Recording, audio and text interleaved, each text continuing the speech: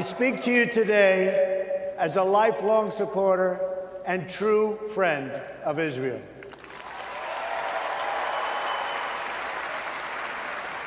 I'm a newcomer to politics, but not to backing the Jewish state.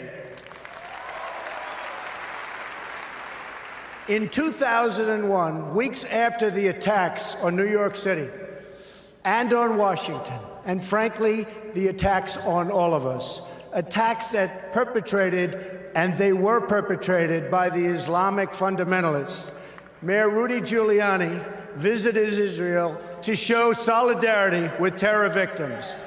I sent my plane because I backed the mission for Israel 100%.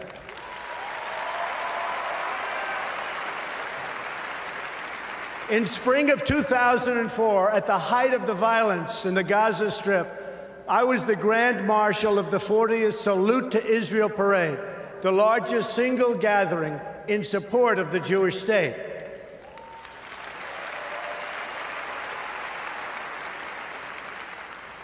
It was a very dangerous time for Israel and, frankly, for anyone supporting Israel.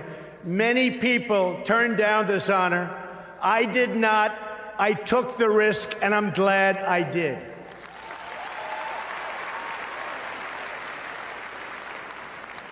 But I didn't come here tonight to pander to you about Israel. That's what politicians do. All talk, no action, believe me. I came here to speak to you about where I stand on the future of American relations with our strategic ally, our unbreakable friendship, and our cultural brother, the only democracy in the Middle East, the State of Israel.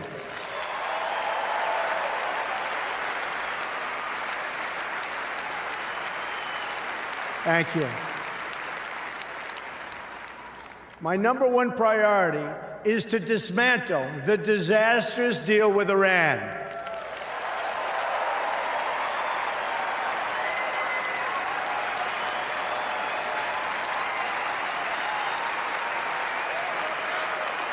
Thank you. Thank you. I have been in business a long time. I know deal making. And let me tell you, this deal is catastrophic for America, for Israel, and for the whole of the Middle East. The problem here is fundamental. We've rewarded the world's leading state sponsor of terror with $150 billion, and we received absolutely nothing in return.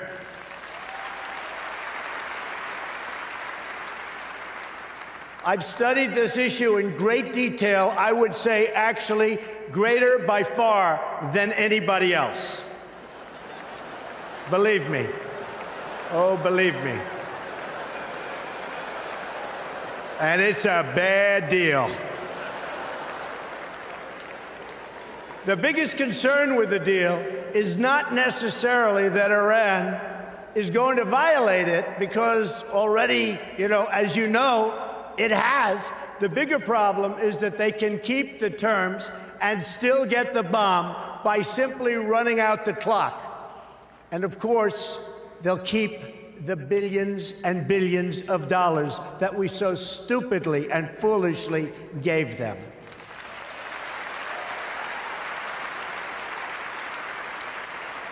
The deal doesn't even require Iran to dismantle its military nuclear capability. Yes, it places limits on its military nuclear program for only a certain number of years. But when those restrictions expire, Iran will have an industrial-sized military nuclear capability ready to go and with zero provision for delay, no matter how bad Iran's behavior is. Terrible, terrible situation that we are all placed in, and especially Israel.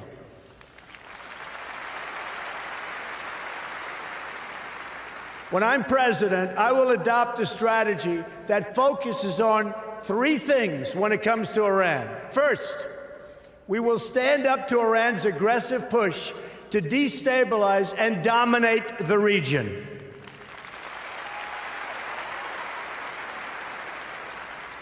Iran is a very big problem and will continue to be, but if I'm not elected president, I know how to deal with trouble, and believe me, that's why I'm going to be elected president, folks.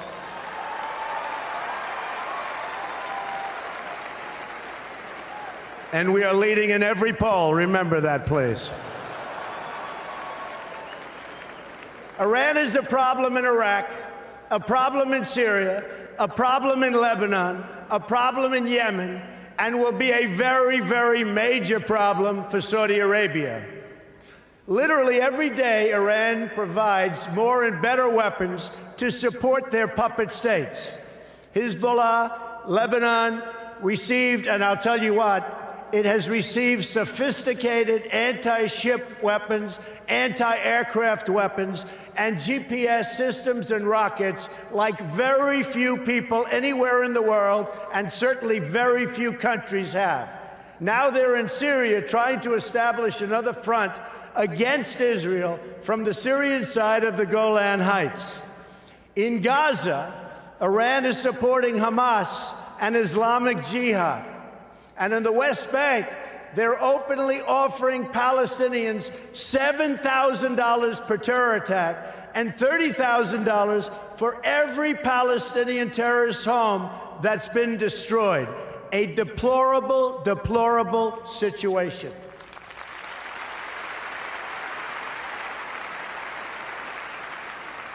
Iran is financing military forces throughout the Middle East, and it's absolutely incredible that we handed them over $150 billion to do even more toward the many horrible acts of terror.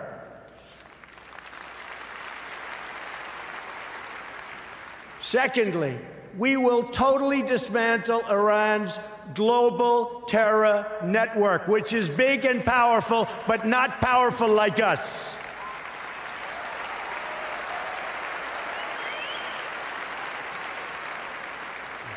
Iran has seeded terror groups all over the world.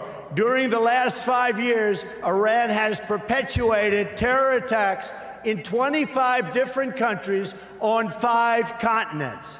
They've got terror cells everywhere, including in the Western Hemisphere, very close to home. Iran is the biggest sponsor of terrorism around the world, and we will work to dismantle that reach. Believe me, believe me.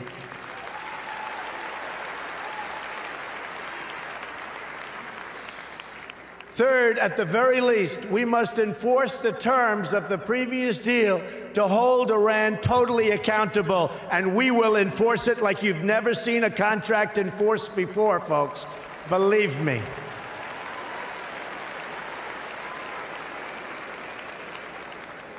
Iran has already, since the deal is in place, test-fired ballistic missiles 3 times. Those ballistic missiles, with a range of 1,250 miles, were designed to intimidate not only Israel, which is only 600 miles away, but also intended to frighten Europe and someday maybe hit even the United States. And we're not going to let that happen. We're not letting it happen, and we're not letting it happen to Israel, believe me.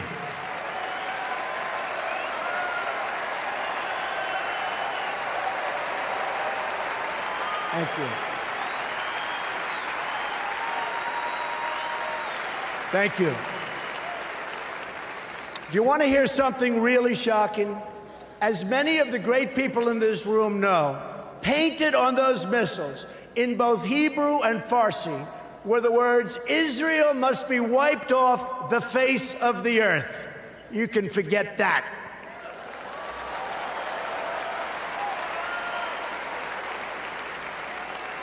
What kind of demented minds write that in Hebrew? And here's another. You talk about twisted. Here's another twisted part. Testing these missiles does not even violate the horrible deal that we've made. The deal is silent on test missiles. But those tests do violate the United Nations Security Council resolutions. The problem is no one has done anything about it. We will, I promise we will.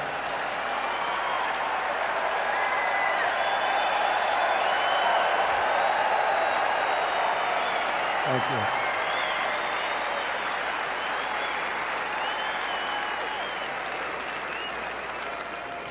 Which brings me to my next point, the utter weakness and incompetence of the United Nations.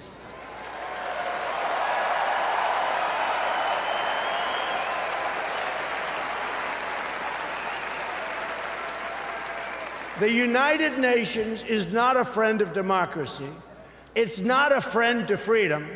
It's not a friend even to the United States of America, where, as you know, it has its home. And it surely is not a friend to Israel.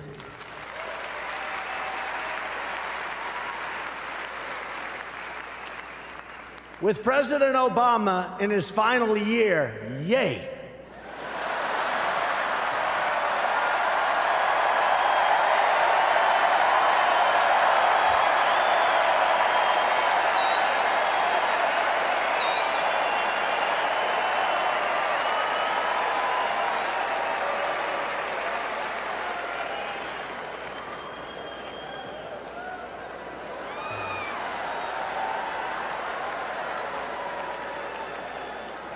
He may be the worst thing to ever happen to Israel, believe me. Believe me. And you know it better than anybody. So with the president in his final year, discussions have been swirling about an attempt to bring a Security Council resolution on terms of an eventual agreement between Israel and Palestine. Let me be clear. An agreement imposed by the United Nations would be a total and complete disaster.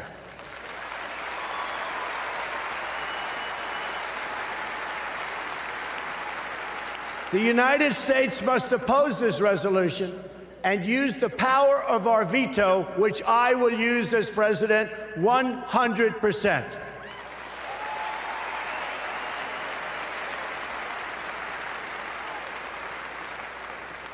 When people ask why, it's because that's not how you make a deal.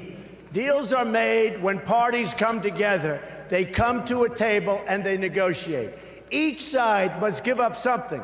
It's values. I mean, we have to do something where there's value in exchange for something that it requires. That's what a deal is. A deal is really something that when we impose it on Israel and Palestine, we bring together a group of people that come up with something that's not going to happen with the United Nations. It will only further, very importantly, it will only further delegitimize Israel. It will be a catastrophe and a disaster for Israel. It's not going to happen, folks.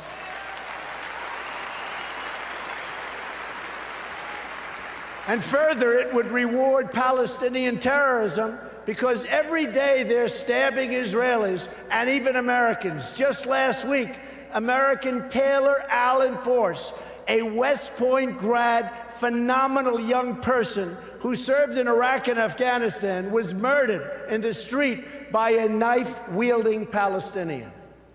You don't reward behavior like that. You cannot do it.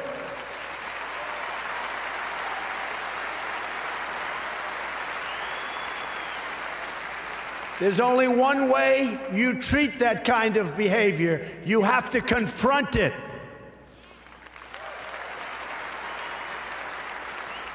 So it's not up to the United Nations to really go with a solution. It's really the parties that must negotiate a resolution themselves. They have no choice. They have to do it themselves, or it will never hold up anyway. The United States can be useful as a facilitator of negotiations, but no one should be telling Israel that it must be, and really that it must abide by some agreement made by others thousands of miles away that don't even really know what's happening to Israel, to anything in the area. It's so preposterous. We're not going to let that happen.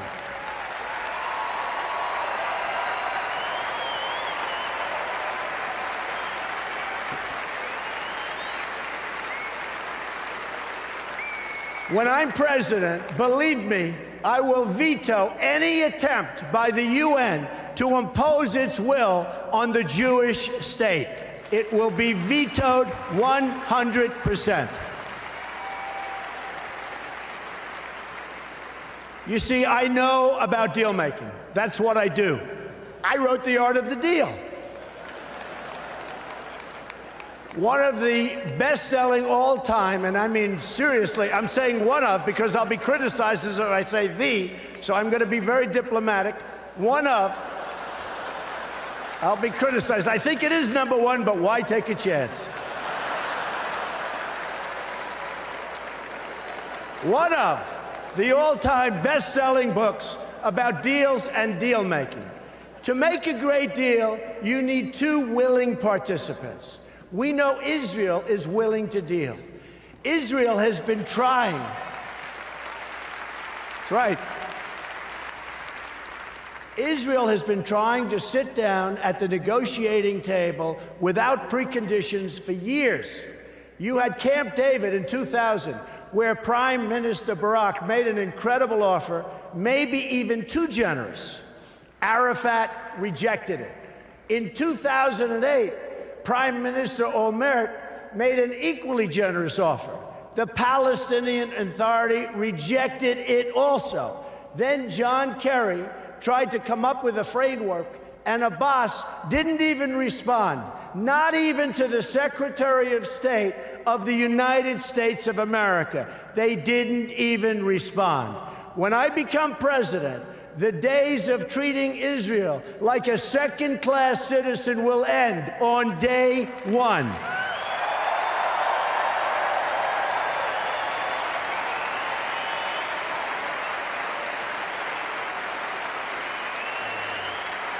Thank you. And when I say something, I mean it. I mean it. I will meet with Prime Minister Netanyahu immediately. I have known him for many years and will be able to work closely together to help bring stability and peace to Israel and to the entire region. Meanwhile, every single day, you have rampant incitement and children being taught to hate Israel and to hate the Jews. It has to stop.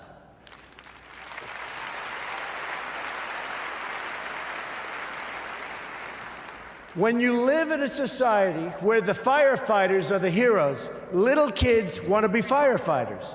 When you live in a society where athletes and movie stars are the heroes, little kids want to be athletes and movie stars. In Palestinian society, the heroes are those who murder Jews. We can't let this continue. We can't let this happen any longer. You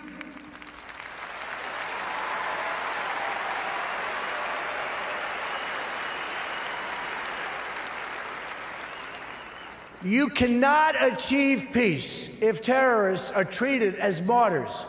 Glorifying terrorists is a tremendous barrier to peace. It is a horrible, horrible way to think. It's a barrier that can't be broken. That will end, and it'll end soon, believe me.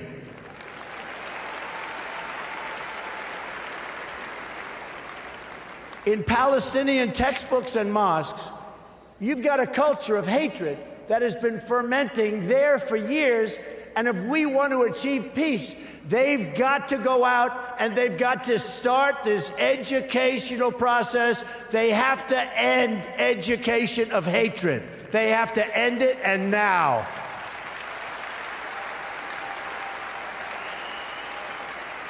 There is no moral equivalency. Israel does not name public squares after terrorists. Israel does not pay its children to stab random Palestinians. You see, what President Obama gets wrong about deal-making is that he constantly applies pressure to our friends and rewards our enemies.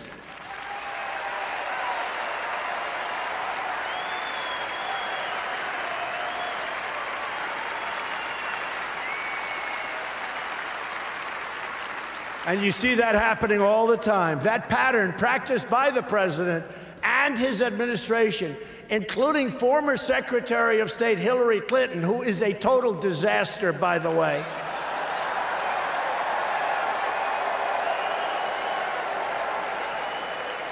She and President Obama have treated Israel very, very badly. But it's repeated itself over and over again and has done nothing to embolden those who hate America. We saw that with releasing the $150 billion to Iran in the hope that they would magically join the world community. It didn't happen.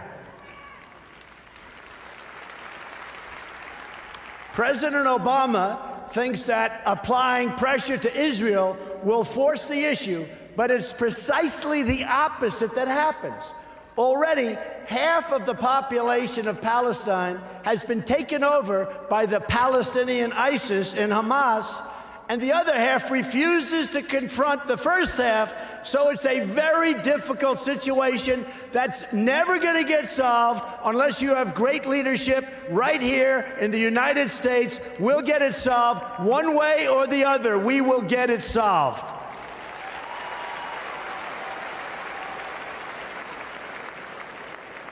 But when the United States stands with Israel, the chances of peace really rise, and rises exponentially.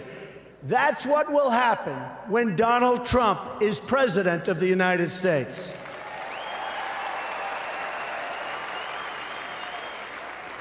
We will move the American embassy to the eternal capital of the Jewish people, Jerusalem.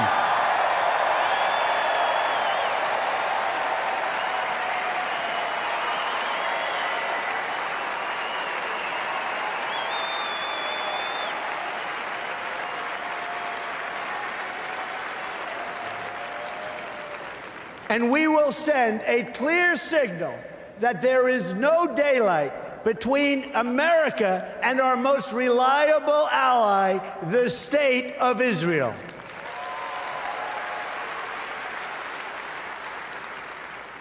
The Palestinians must come to the table knowing that the bond between the United States and Israel is absolutely, totally unbreakable.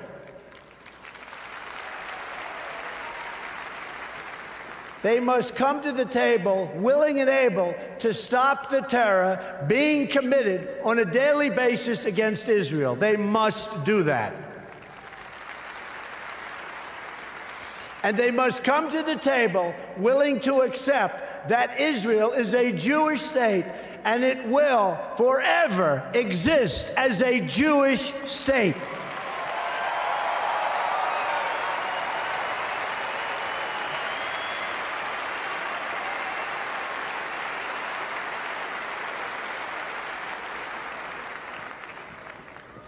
I love the people in this room. I love Israel. I love Israel. I've been with Israel so long in terms of I've received some of my greatest honors from Israel. My father before me, incredible. My daughter Ivanka is about to have a beautiful Jewish baby.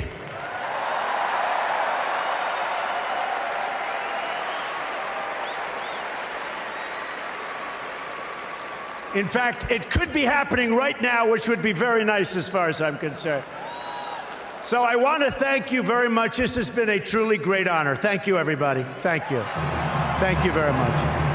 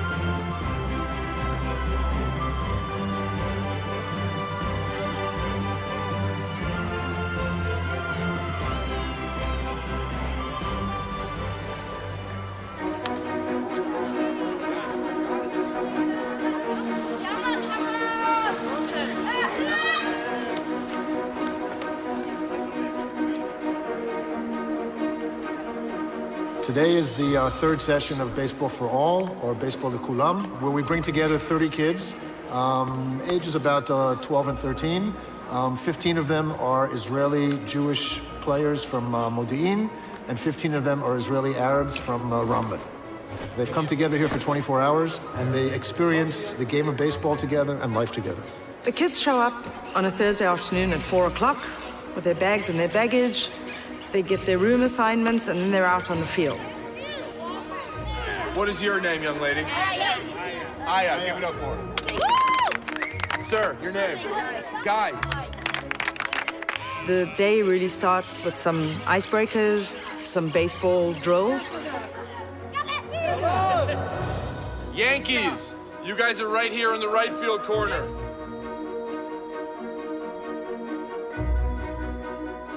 The next morning they wake up, do a bit of a warm-up, and they have their mini tournament. The purpose of Baseball Lekulam is sort of twofold. First of all, we just want to introduce kids to baseball in Israel, whether they're Arab, Jewish, whatever. And the other purpose is obviously to work on coexistence and bring these kids together from these two different communities that otherwise wouldn't really get to know each other. For me, as an Arab who living in Ramle, which is mixed city between Arab and Jewish, this whole thing is really great. I think maybe through this program, kids will be able to understand more the other side. I don't think that you need to wait for the change. You need to be the change. You need to get up and do stuff and try to fix stuff here in Israel. I mean, we're cousins. Arab and Jewish are actually cousins. Baseball's a good vehicle, I think, because there's a lot of life lessons that you can learn through baseball and a lot of educational tools that you can learn through baseball.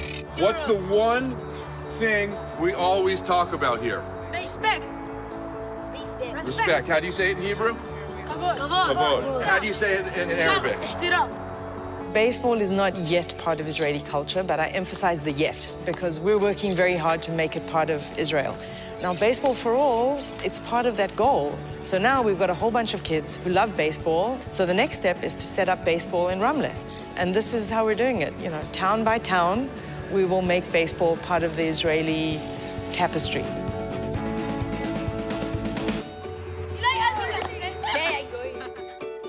This program is not just about baseball. The meeting between Jewish kids and Arab kids, it's really important because from this age, we need to learn that not to hate. Everybody is kind of same. They're not different because they're Arabs. They like us. I hope that there will be another meeting that we can see each other again and be together. I don't care if I ever get back.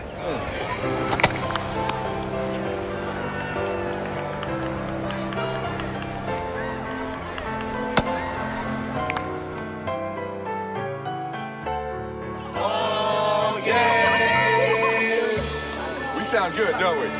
We sound good. Ladies and gentlemen, please welcome from Baseball Lekulam, Fadi Abu Suiz and Neve Aitan.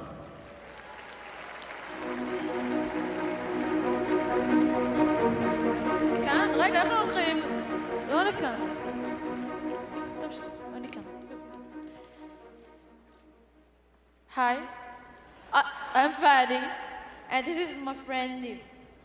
And we wouldn't have met if it weren't for baseball. Now, we are teammates and friends. Our coaches, who are with us today, teach us about respect and the rules of the game. They remind us that each of us matters. While we wish that this trip includes a stop to Florida for a spring training, we're excited to be here in Washington with you. And thank you for your friendship to our country. And the next time you're in Israel, come watch us play.